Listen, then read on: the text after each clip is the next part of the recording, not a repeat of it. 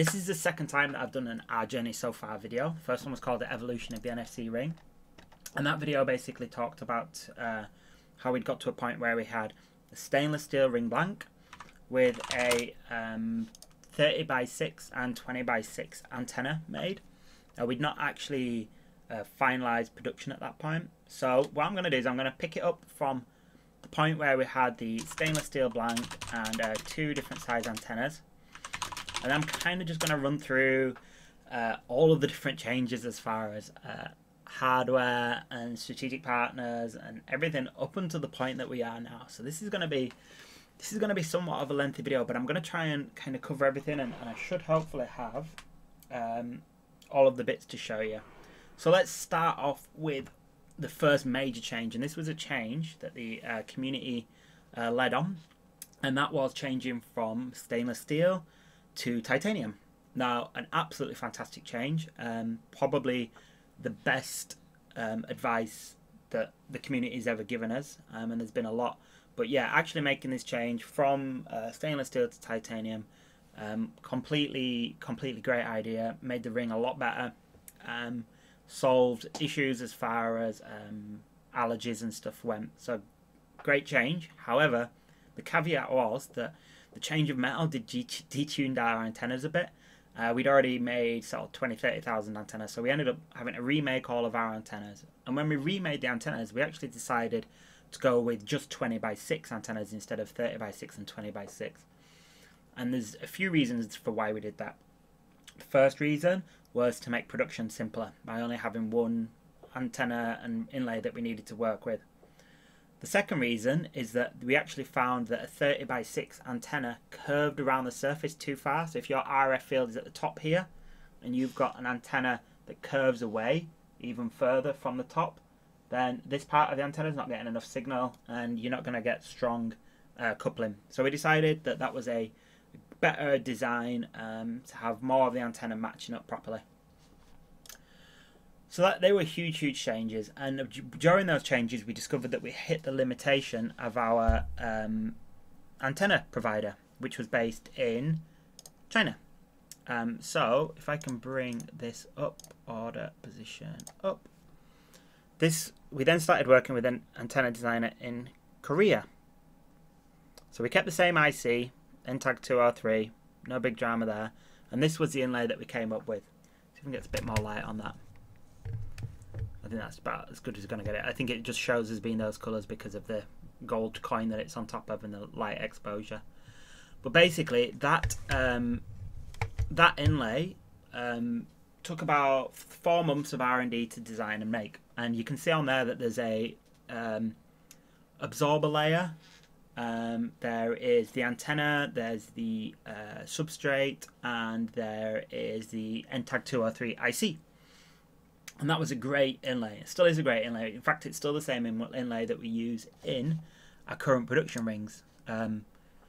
We've changed it quite a bit. So let's look at where we've made refinements. Firstly, we've improved the epoxy / glue that goes under the inlay that holds the IC on, because we were dealing with some IC detached issues. That was on the first X amount of 1,000 inlays, and since then we've modified that and fixed that issue so that the rings are a lot more reliable. It's been a lot of work tweaking the inlay. We also changed the artwork. I can't remember if you guys remember, but the first artwork came with the company's branding on, and so we had to redo like 20,000 pieces of inlays just to put the correct company branding on. But that meant that we could put our company branding on, which was a great result. So you know, silver lining and all that. We also dropped. So there's some negatives to all this. We had to drop some models of ring. So we had a lot of issues with fibre. Before I go into the issues with fibre, I'm just going to finish on the inlay stuff. So we've gone from this NTAG 203 IC with ferrite to same form factor, 20 by 6. We know that it works. It's the best antenna matching size for a finger by far. Don't believe anybody that tells something else. Okay. Oh my gosh. Okay, and this is our new inlay. So this inlay is still 20 by 6, but NTAG 216, so it's got all the extra IC functionality. No substrate layer, so it's super thin, 0.2 mil thick, Beautiful antenna design, as you can see, tuned to 13.56 megahertz. This one's actually tuned higher by mistake. It's just that I have a bunch of these ones lying around. There's probably a 13.56 one about, but yeah, the kind of the actual revisions that have gone into the inlays, we 400 plus now, different modifications and revisions on the inlays, and it's all stuff like attention to detail down to say for example the radius of the antenna edges. Let's see if I can get a bit more light on there. There we go. Stuff like the color of the FPCB, we wanted a black substrate. We wanted a silver antenna, so we had to use tin plated copper. The radius and the border around the inlay is only about 50 microns. That was a reduction down from about 100 microns. It's all just about space saving and getting absolute max performance on the inlay as possible. So that's inlays. Okay, let's do ring blanks, and then let's cover the next big part, which is the fiber, because they've both been a big part of our journey. So let me get rid of this now. Right, ring blanks. We have now ceramics. Okay, so we went from stainless steel to titanium. We've done like palladium, silver, platinum, all of these different metals, and we basically decided a while ago that ceramics was going to give us the optimum performance as far as read goes. So you know, you guys will be familiar. This is a titanium, really nice and thin, pretty, shiny. And then we can look at, for example, can I show you this one? No, that's something that's not ready yet. So here's a blank that's a ceramic blank. Okay, so you see totally black, you know, really nice and slim again, super stealthy. Again, this is a ceramic. Now, let's talk about ceramics. Because ceramics are a nightmare. They're cool, but they're a nightmare. We do computer simulation modeling for all of our build to make sure that the rings are going to be tough enough. But to find a ceramic factory that could work to the tolerances that we needed took a year. It took over a year to find the right one, in the same way that it took a long time to find the right inlay factory. One of the behaviour kind of traits of the Chinese companies is to say that yes, they can do something, then they actually make it and it doesn't work, but yet they still charge you for a prototype even when it arrives and it's smashed. Or let's see if I've got some smashed ones in here. And that's one of the issues with ceramics. The tolerances that we worked at are like plus minus 100 microns. We do allow a tiny amount of deviation from the mold work, but if our inlay doesn't fit in the ring blank itself, then we're basically scuppered. We can't do the work that we need to do. So actually developing and finding the right company to work with, and by the way, when I talk about all of these changes that we make, they're actually all available on GitHub. If you look at the Nsc Ring spec sheets, you'll see all of the different revisions and how we've modified depths of radii and length of radii and depth of material in specific places, so that the ring's strong enough yet still slim enough and extremely comfortable. So that, you know, these are all open source changes that you guys can go in and look at. It's been a long road to get the ceramics done, and we've made 4 different molds for the normal size, and we've made 1 size mold for the alpha. So this is, oh no, sorry, 2. We made 2. This is the alpha. As you guys know, the alpha is chunky chunks fill. It's a big ring. It's really pretty. So yeah, we've made 1 because we have to make 1 ring, 1 blank for the one with fibre and one without, because the groove depth is different. You can see all these on the spec sheets. Again, they're all open source and they're available on GitHub for you to see. But that's been a big part of our journey, developing these ring blanks, which you might think is only like a little bit of work, but trust me on this, it's a lot. Now, talking about a lot of work, the fibre, the carbon fibre, oh my gosh. So in my naivety, when we did our first RF testing, I was just testing basically, does it work, yes or no, right? And then I got a spectrum analyzer, and then once we realised that the fibre was detuning, there was videos, there's loads of videos on the initial Kickstarter showing this. Once I realised that it was detuning, then we basically discovered that that was going to be a huge issue. So the story basically goes, found out that fiber's an issue, trying to source a different carbon fiber, tried a bunch, all of them had issues, tried cosmetic fiber, looked crap, wasn't willing to make a compromise, started developing our own carbon fiber. I don't know how we get into these conundrums, but we basically ended up developing our own carbon fiber type of material. So I'm going to talk a little bit about that now, because that's been another part of the journey.